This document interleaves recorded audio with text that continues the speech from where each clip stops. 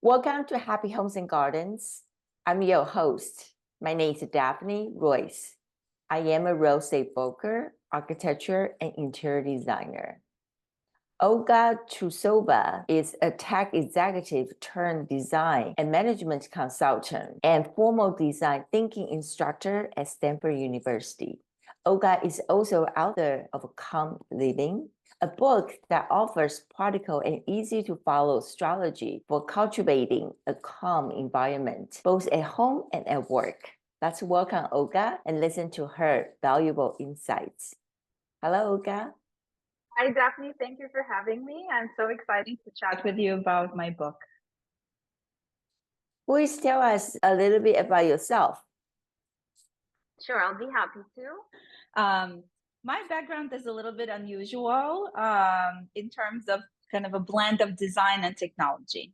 I am a former tech executive. I served several years at AAA as Vice President of Innovation, working on projects from self-driving cars to wildfire mitigation.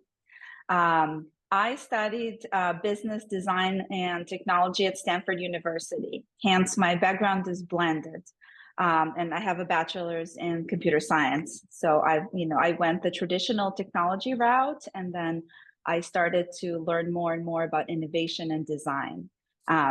So during COVID, while I was serving as a tech executive and while being a mom to a young daughter, COVID-19 hit all of us, and we were all working from home. So during that time, I also wrote a book called Calm Living, specifically focusing on how we can create an environment at home where we could be our best selves, to our partners and to our families, and be, our ambitious selves working for the different organizations we are serving. And it's very much rooted in design strategy and innovation work that I have done in the past. A little bit of a fun tidbit as well. I'm originally from Ukraine. So I came to the US, to the Bay Area 25 years ago, and I loved it. I fell in love with California, with its culture of innovation and design, and I stayed here. And this is my first home now, and I'm very excited to continue to live here in San Francisco Bay Area. Calm Living was born during the pandemic. What inspired you to write this book?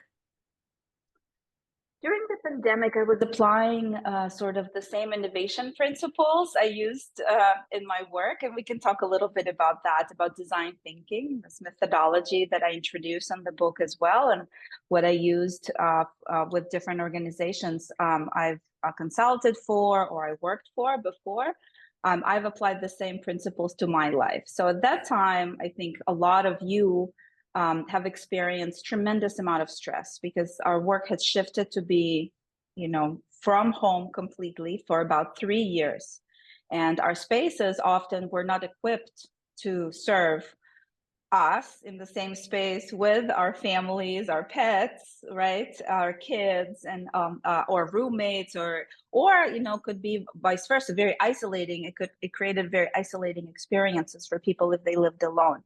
So I saw an interesting challenge and an interesting opportunity for us to really think about our environment. So my personal life kind of inspired me because I was living a very stressful sort of existence with a very young child time, my mother, our whole family, our pets, and being a vice president, the youngest vice president at AAA at the time, working on very high stakes projects.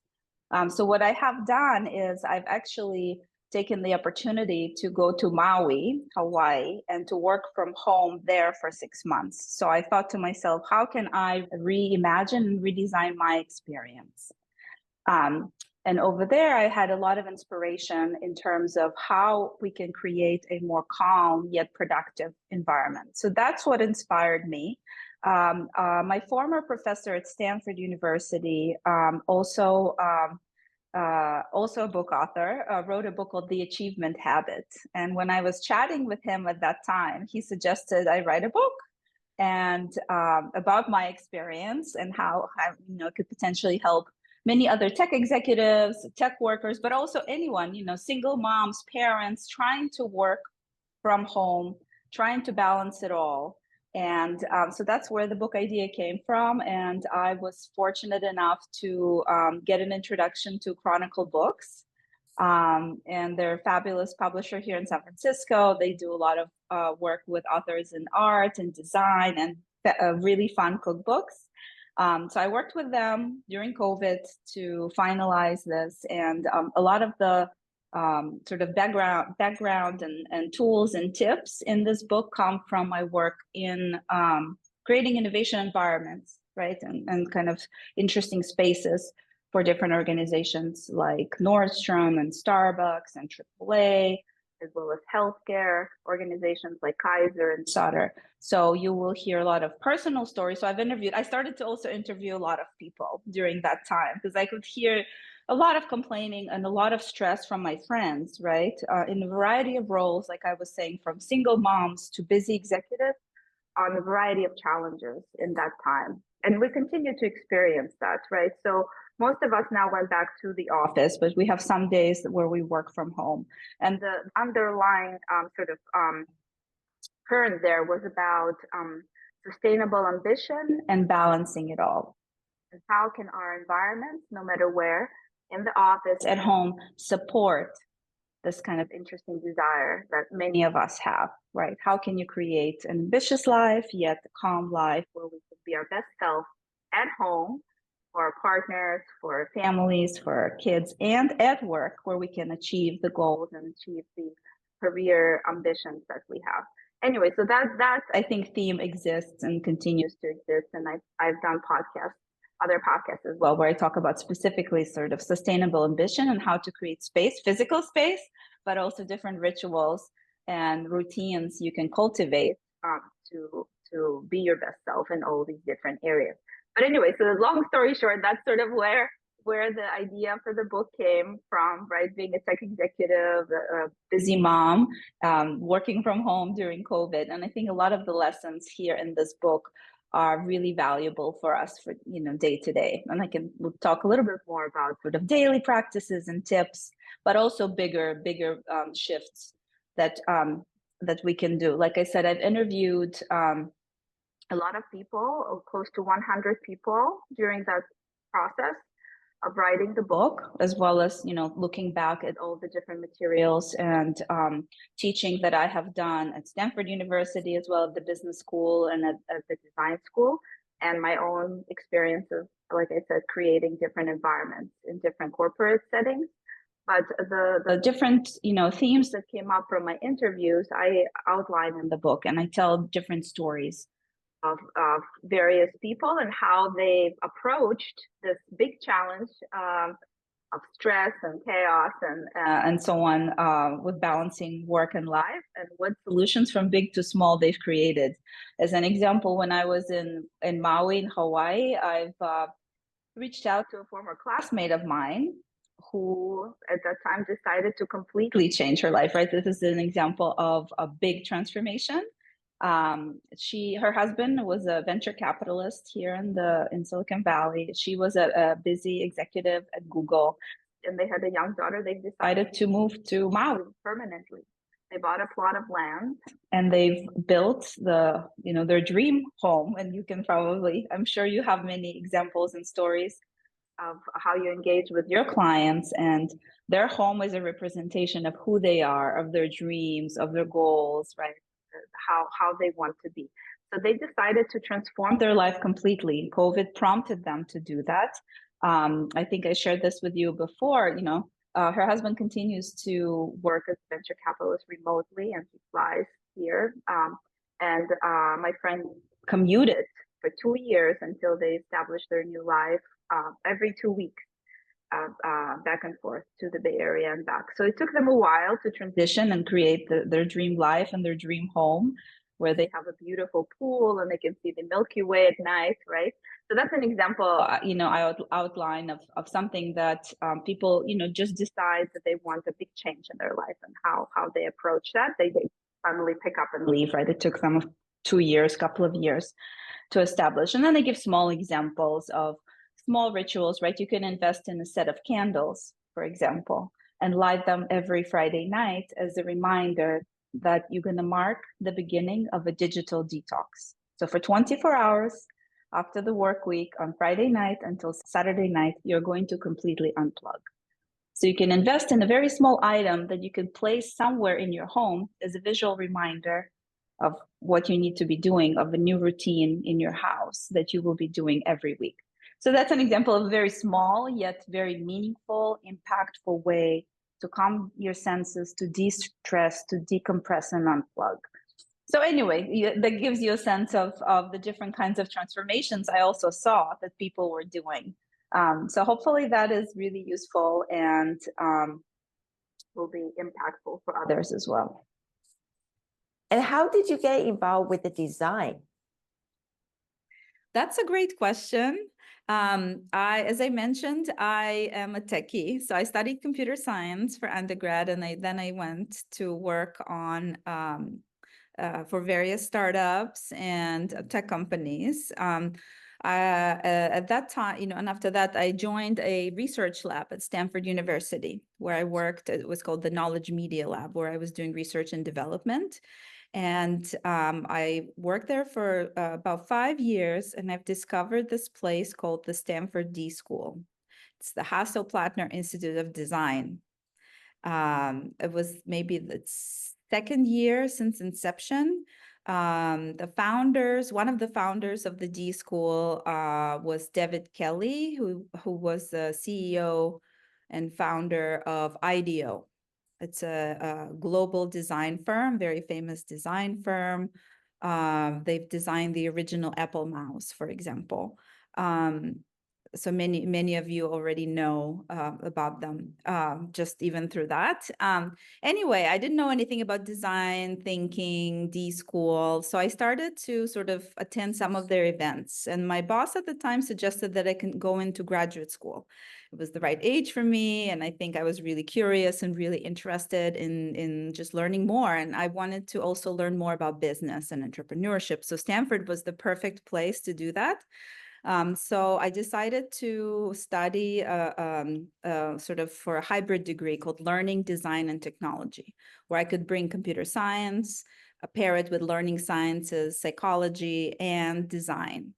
So that's how I sort of, I got into design. I became very curious, very interested about design thinking, which is not exactly, designing physical products. It's more about the process for innovation, right? Process for creating new product ideas, new services, or business ideas. And I can talk a little bit, about that as well. But anyway, that's how I got into design, right? And my background in computer science served me really well because I was able to deeply understand how certain products work, right? So certain technology products work and build them. And then, pairing it with my new understanding of UI, user experience, user interactions, human-computer interactions. So that's sort of how I went into design. I got my master's there, and then I studied business. I continued on, and I studied business at the business school at Stanford. So that's, that sort of became my foundation and platform for becoming a tech executive after that.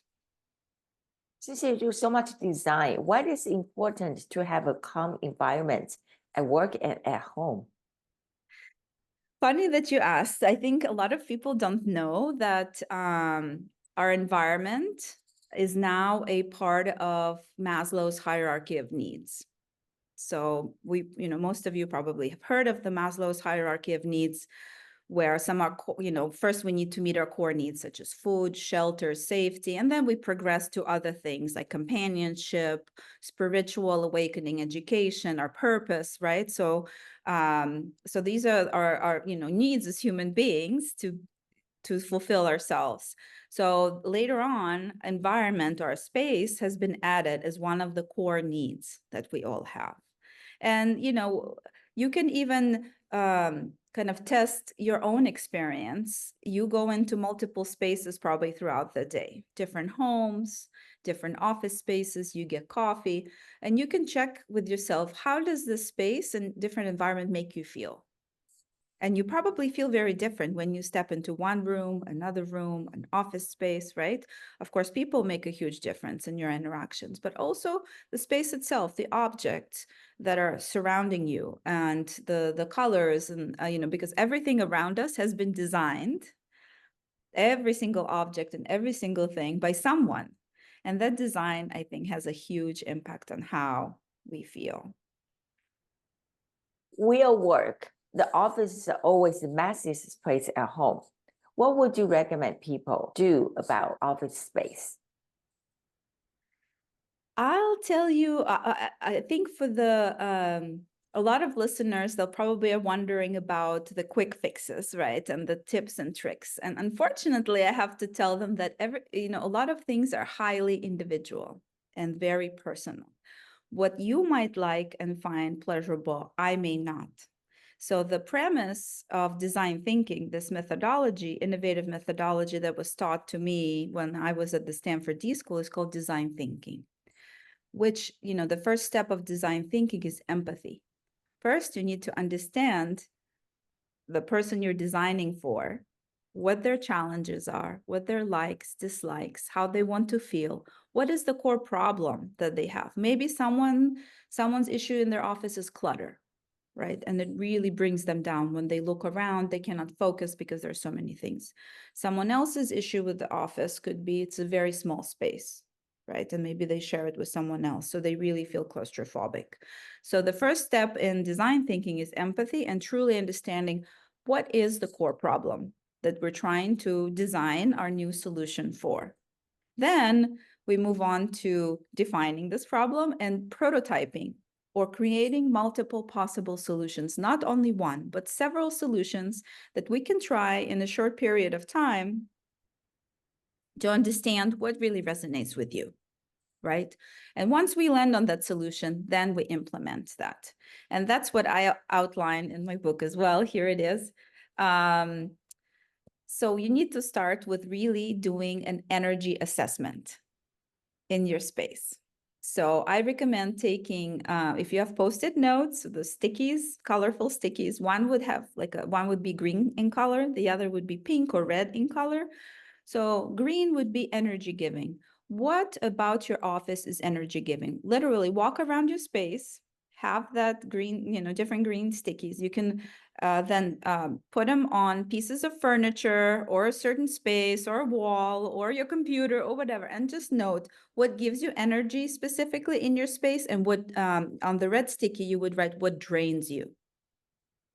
So maybe there is a favorite chair that you have, you gravitate toward, or maybe you don't use the desk and the chair and you tend to sit on the sofa all the time. So that's something to note about yourself, right? Because you're not using things that were intentionally designed for work, but you're actually using something else because it gives you energy. You don't know why you do it, but you gravitate toward that. Same thing with energy draining. So I would start with, first of all, understanding yourself, how you use your office, and what is the core problem. And just spend an hour walking around and doing that. Hopefully that'll give you some interesting revelations. Like I was saying, it could be clutter. It could be sharing space with others. It could be you don't have a view. I speak a lot about the importance of panoramic vision. So there's research that came out of Stanford, Dr. Andrew Huberman, about the importance of panoramic vision for our stress levels. And for example, if you walk on the beach and you look at the vastness of the ocean, your eyes stop to focus on any specific object. You have a gaze, right? And you start to look, and you shift your focus completely, and you become more calm, your breath slows down, and it's so important for us. Same thing could happen if you're hiking, for example, in the woods, and you look at greenery, and eventually you just defocus, right? Your vision your eyesight defocuses, and you calm down. So it's so important for us to have a window with a view where we can, of some kind, or artwork that could create a similar effect.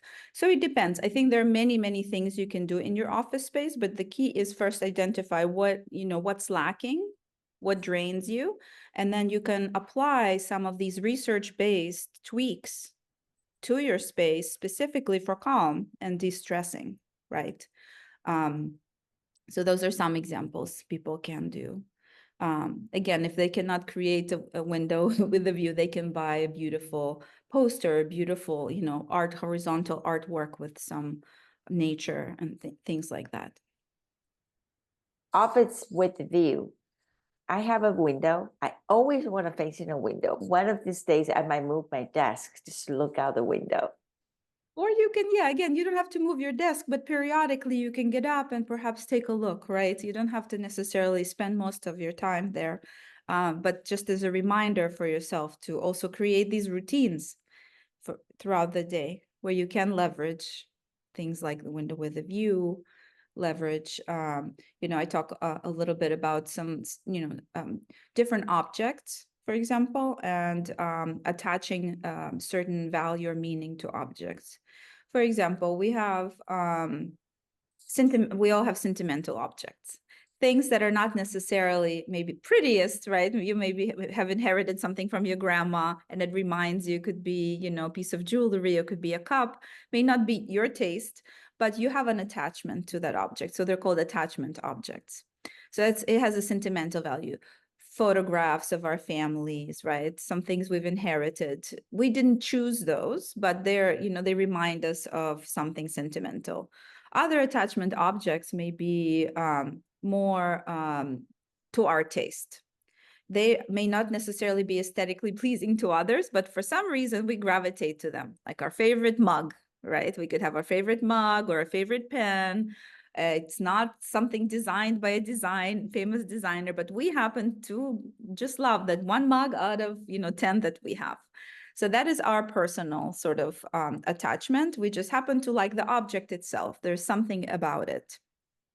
And then there are functional objects, functional attachment objects. And functional, I mean, of course, we have our laptop, so things that perform functions. And I talk about calm objects. What kind of objects can you have in your home that will remind you of calm? So I mentioned candles as an example, as a reminder to start a digital detox at the end of the week. I even have interesting and fun things that you can do that are cheap, easy, and almost everyone has them.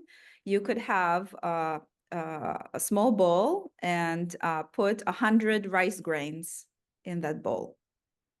And when you feel stressed during the day, for example, you're on Zoom, right? And you have a mini break, you can take a break and you can take out the 100 rice grains, count them and put them back in the bowl. Literally, we take a minute, but it's a meditation practice. It'll, focus you on another task and really create a meditation moment in your day. So those objects are functional calming objects. At the D School, we have a gong that will signal a transition. Literally, when there will be a transition in some design activity or we're shifting, there will be an instructor who would, hit the gong and sound the gong, and all the students would hear the gong. I recommend using, a miniature gong in your house. My friend, who's a single mom with 2 boys, has a very chaotic environment at home, and her boys are running around. So she uses that to sort of, when she's done, if they're not responding to her verbal communication, she sounds the mini gong and to sort of calm everyone down, take a pause, reset. So those kinds of objects, right? We talk about big space redesign, but we're also talking about investing in small items, depending on different challenges you might be having in your space, and leveraging those objects to create a more calm environment at home intentionally. And I've used them in different workshops as well. So the rice counting we've used with actually architects. I was invited to do a leadership offsite, annual leadership offsite for the leadership team and different architects at an architecture firm in San Francisco. And that's one of the exercises we started before we began. So we gave everyone rice, bowl of rice, and we had them count different rice grains.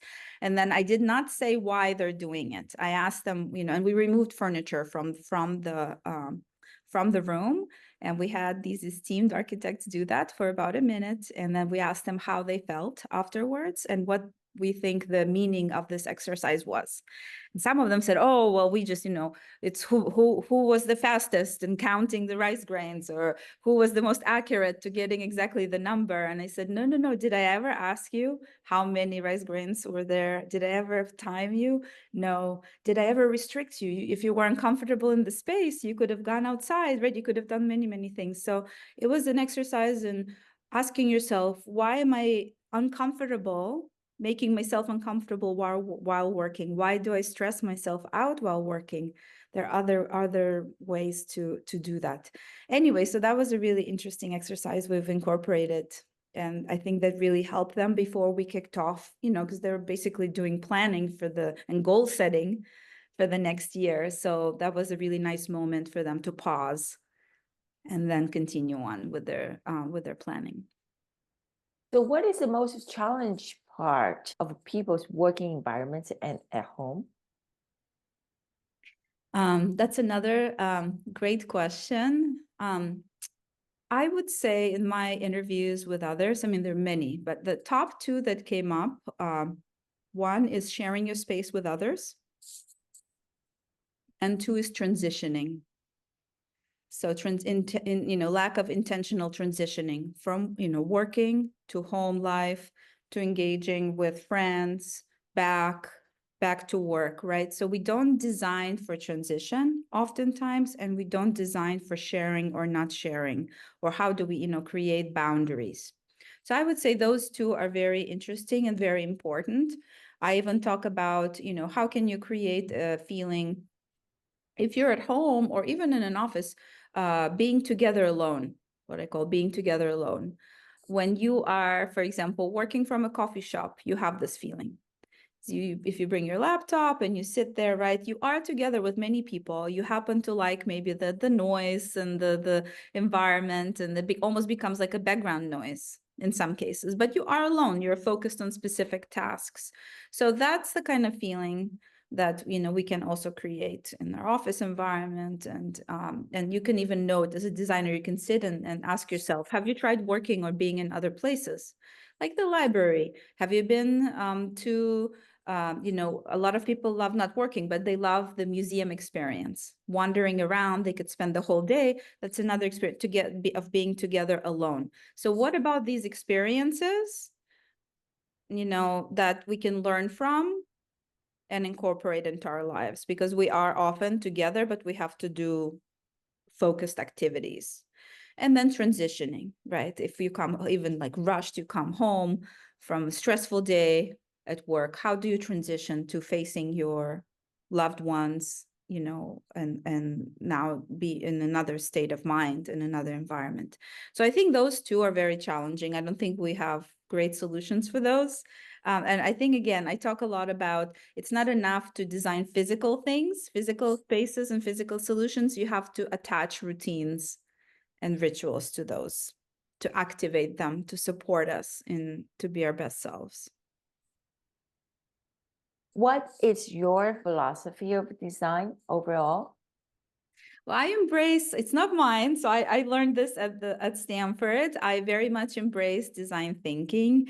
It's been around for several decades right now, and have really proven to be a great methodology for creating human-centered products and services. So this is, truly, I embrace human-centered design. And what that means is, like I mentioned, is focusing, first of all, on empathizing and understanding the person you are designing for, and what their unique personality is, what their challenges are that they're trying to solve, instead of giving them a toolkit or a toolbox with some theoretical, principles that they can apply. So it truly is really understanding the user or the customer. That's one. And two, in terms of spaces, I talk a little bit about, it's called, I think it's a blend of Japanese and Scandinavian design. So it's a fabulous kind of blend of wabi-sabi, minimalism, and truly making the human at the center of the environment and making all the things in the environment serve me, serve the person, instead of me being the prisoner in the environment, right? And being uncomfortable in the chairs or being, you know, not feeling empowered enough. And oftentimes people feel stuck in their spaces and not feeling supported by their environments, right? They feel like they have to fit into the space, not the other way around, that the space has to fit in with their needs. So we are both in Silicon Valley. It's such a melting pot. What differences do you see between cultures and their environment? Oh, that's a great question. I actually touch upon this a little bit. And again, I embrace the philosophy of you need to be the designer of your life and your environment, because we are coming with our unique backgrounds, our unique experiences. Even when we talk about sentimental objects, attachment objects, what you might like, I may not, or someone else may, you know, they are bringing something from their childhood that they're familiar with, etc. So I would say, first of all, you are the designer of your life and of your space. So you have to be empowered. Don't, you know, you can rely on other interior designers and other people's tastes, but truly this book is about empowering everyone to be a designer of their own environment and their own daily routines based on who they are, right? And what they're bringing to the table. I do talk a little bit about borrowing certain rituals and practices from different cultures. For example, I talk a little bit about Palo Santo, which is, you know, this beautiful sticks that you can light, right, to cleanse your space, or incense, right? So we can, again, this is a ritualistic object or functional object you can use to remind yourself maybe this is something you want to do in your space. That's an example of a very cultural experience. Digital detox, I learned about this from Shabbat, for example. So this is from Judaism. This has existed for thousands of years. This practice of not working completely for 24, 25 hours and not, you know, and for us, it means not using technology. So that's a great tool that we can borrow from another culture and incorporate it into our modern life. And now we can even look at, you know, this can carry beyond space, but in general, goal setting. I know Lunar New Year celebration is coming up, right? And so different cultures celebrate the beginning of the new year in different ways. So how can we borrow and learn from this for goal setting?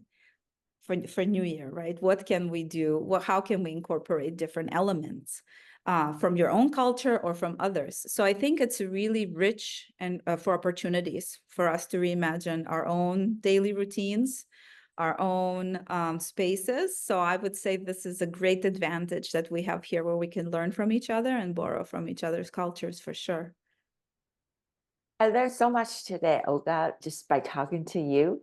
And will you write a second book? If so, what will you focus on?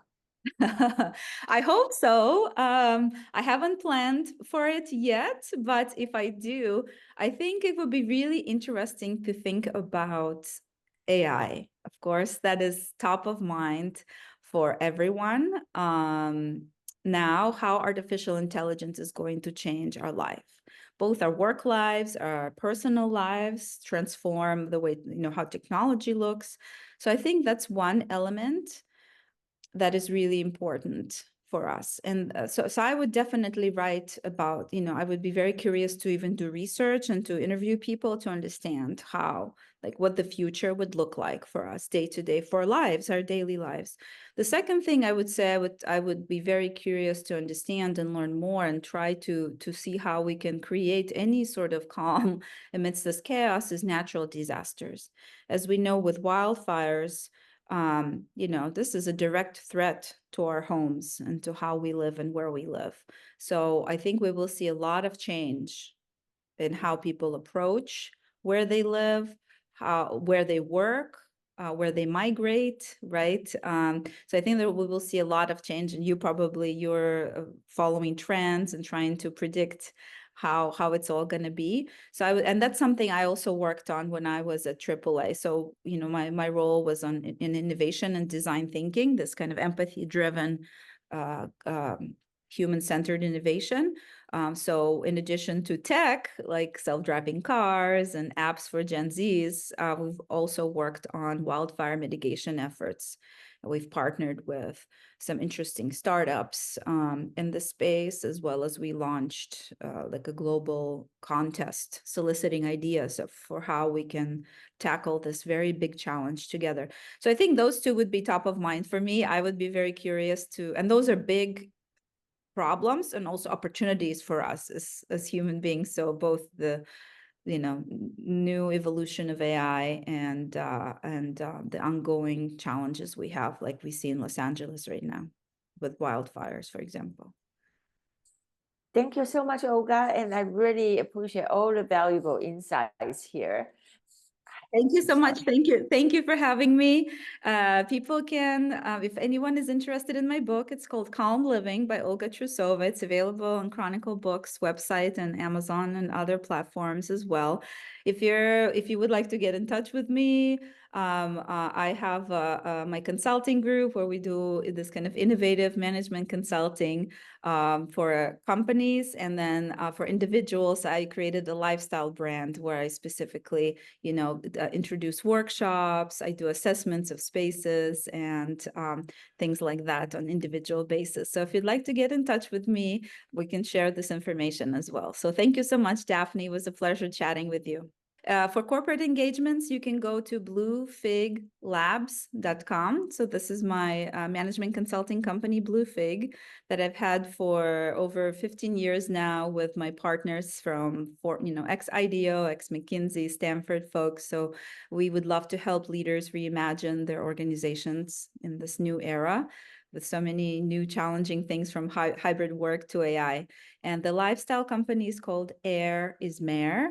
AIRISMER.com. And that's where you can also purchase my book, take some online workshops, and engage with me if you'd like to transform your space. Wonderful. Thank you so much, Olga. Thank you. Thank you, Daphne.